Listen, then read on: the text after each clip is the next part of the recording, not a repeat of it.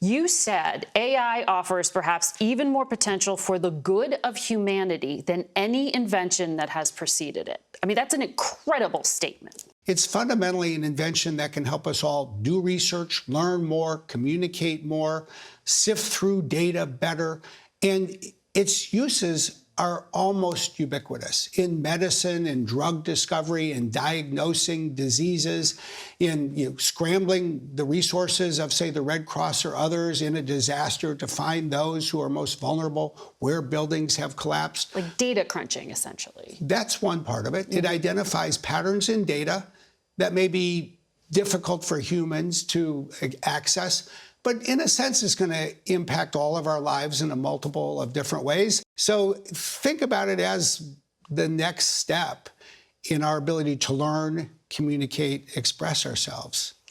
But what should American consumers know about artificial intelligence? It's a co-pilot, if you will, to help us do things. I think one good thing for everyone to know is it's already part of our lives. If you have a Roomba at home, it finds its way around your kitchen, using artificial intelligence to learn what to bump into and how to get around it. So it isn't necessarily as mysterious as we sometimes think. And yet at the same time, it is getting more powerful. It can do much more to help us. And I think the other thing that all of us should think about as Americans is, like any powerful technology, we need to keep it under human control. We need to keep it safe. And that will require the work of companies that create it, that use it. It will require, I think, a level of law and regulation as well. You just made a big jump from a Roomba. Yes, I did. To, the machine takeover here. I mean, when you say that you have to make sure humanity is in control here, is there really a risk that it won't be? Whenever you have something that fundamentally can do good but could also go and do harm, you put a braking mechanism in place. You put a safety brake, an emergency brake. We should think about AI the same way. What's the most promising concept you've seen? Well, I do love these examples where AI can detect a disease, a form of cancer, before the human eye or other human doctors might. You take something like pancreatic cancer. It is so small when it begins that typically it's undetectable to the human eyes of doctors. And yet AI is very good at sifting through patterns and detecting things and flagging them. So what's the next interface that people should expect? Think of the ability to, in effect, tell a computer what you want it to do. You don't need to learn to code. You can simply say, can you go find information about whether this restaurant is open on Monday nights, and if so, does it take reservations, and how do I make one? You can write that in one sentence and get all of the information back. You no longer have to spend your time clicking on links and finding answers. Take that example and generalize further. You want help, you have writer's block, you've got to write a memo, you need to sift through your email, you want to create a PowerPoint slide. You can tell a computer what you want it to do. As I say, we create what we call a co-pilot. You don't have to know how to do everything. You just have to know what you want done and how to ask for it. The information's accurate. I do think that it's in part based on using your brain. I've often found in the world of technology, if something doesn't sound right, you should double check. That will still be true. On the concerning side of the ledger, Goldman Sachs predicted AI's ascendance will disrupt 300 million jobs here in the U.S. and in Europe. How fast is this going to happen? It will be years, not decades, although things will progress over decades as well. There will be some new jobs that will be created. There are jobs that exist today that didn't exist a year ago in this field. And there will be some jobs that are displaced. There always are. But I think for most of us, the way we work will change. This will be a new skill set we'll need to, frankly, develop and acquire. You have a very deep concern here about deepfakes. Now, this is content that looks realistic, but is completely computer generated. On Monday, there was a photo that actually moved the markets. It was a fake photo. It looked real, of an explosion near the Pentagon, and it was potentially partially created by AI. The market sold off quickly. It Yeah. was fact-checked, Yeah. but that image was put out there from an account that looked legitimate as well. So how do you stop something like this from happening? We'll need a system that we and so many others have been working to develop that protects content, that puts a watermark on it so that if somebody alters it, if somebody removes the watermark, if they do that to try to deceive or defraud someone, first of all, they're doing something that the law makes unlawful. We may need some new law to do that. But second, we can then use the power of AI to detect when that happens. So that means a news organization like CBS would have video that somehow could be identified, besides our little, eye icons, something embedded in there that your computers would see. Yes, to absolutely. say this is real. Yes, that is exactly where this should go. And I would guess and hope that CBS will be absolutely at the forefront of this.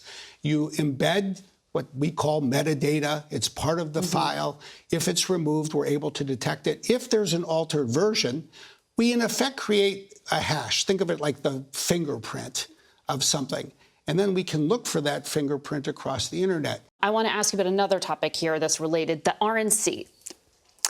Politics. They put out an attack ad using AI, and I know we have video of it. It was meant to mimic a news report from the future, from 2024. It said Joe Biden won the election, and then it shows this dystopia. And in teeny tiny little script in the upper left-hand corner, it says generated by AI. Is that sufficient? I do think that there is some real virtue in telling the public when they are seeing content that has been generated by AI instead of a human being, especially if it is designed to look like a human being, a human face or voice, so that people know, no, that's not the real person. I think we'll need some new standards in that space. Who sets that? This, I think, is one of the issues that we're going to need to discuss together and find a path through. Now, we do need to balance that. We live in a country that I think quite rightly prides itself on free expression. We're on the cusp of a presidential election year. How much of a factor is this going to be, these deep fakes and misleading ads? Well, I think there is an opportunity to take real steps in 2023 so that we have guardrails in place for 2024, so that we are identifying, in my view, especially when we're seeing foreign cyber influence operations from a Russia, a China, or Iran that is pumping out information that they know is false and is designed to deceive, including using artificial intelligence. And that will require the tech sector coming together with government, and it really will require more than one government. This needs to be an international initiative. But we've done that in recent years in other spaces. We can do it again, and I think we should. Sam Altman, the CEO of OpenAI, which made ChatGPT, testified recently before Congress and recommended an entirely new federal agency be set up to oversee AI. You like this idea. Yeah.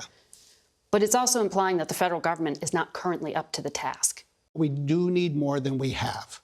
We need our existing laws to apply. They need to be enforced. But especially when it comes to these most powerful models, when it comes to the protection of the nation's security, I do think we would benefit from a new agency, a new licensing system, something that would ensure not only that these models are developed safely, but they're deployed in, say, large data centers where they can be protected from cybersecurity, physical security, and national security threats. How do you convince people that this isn't the big, bad tech giant of Microsoft setting the rules of the road and running the little guys off of it?